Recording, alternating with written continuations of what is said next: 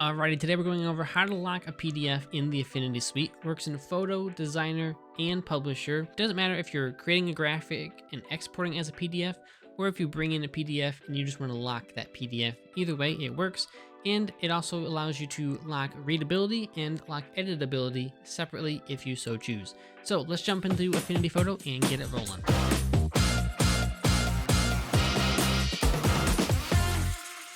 Alrighty, so I have my spinning shoe user manual here, and I'm doing the method of bringing in a PDF so I can lock it.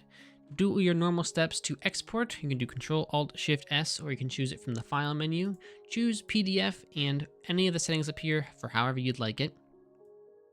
We have two different options, password to open and password for modification and printing and editing. So we're gonna do one for just editing. We're gonna do the password as YouTube, and we'll just leave all of that for now, but you can choose that if you'd like. And we'll say locked edit. And then we'll also do that again, Control-Alt-Shift-S, and we will require a password to open. We'll name this one Shop Tusher. We have the Affinity template and also some 3D models over at shoptusher.com if you're interested. So we have Shop Tusher for the open password and YouTube for the locking editing password. And we'll name this Locked All. For the first one, we have just locked edit properties. So you'll see we can open it in Microsoft Edge and we can view it. It's all great. But as soon as we bring it into Affinity Photo, it's asking us for a password. This is going to be our editing password. Affinity does not let you open up anything unless you have the editing ability. So that's the only downfall.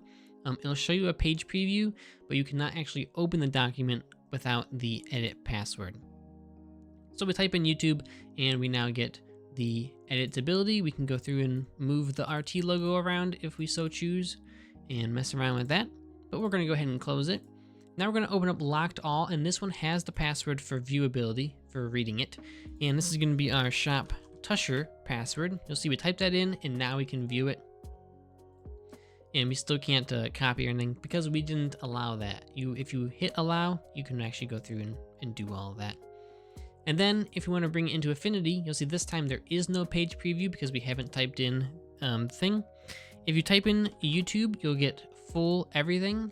If you type in Shop Tusher, oops, where is it? Shop Tusher, you will activate the preview, and then it still won't let you open it unless you type in YouTube or whatever password you have set for yours, and then you can go through and you can edit your file. So really simple, really quick. If you're thinking about switching from a subscription service, something like Photoshop, and you want to see, can I do this in Affinity? Here's how you lock a PDF. If you have any other questions, let me know, and I'll try and make a video for you. Until next time, take care and watch one of these videos.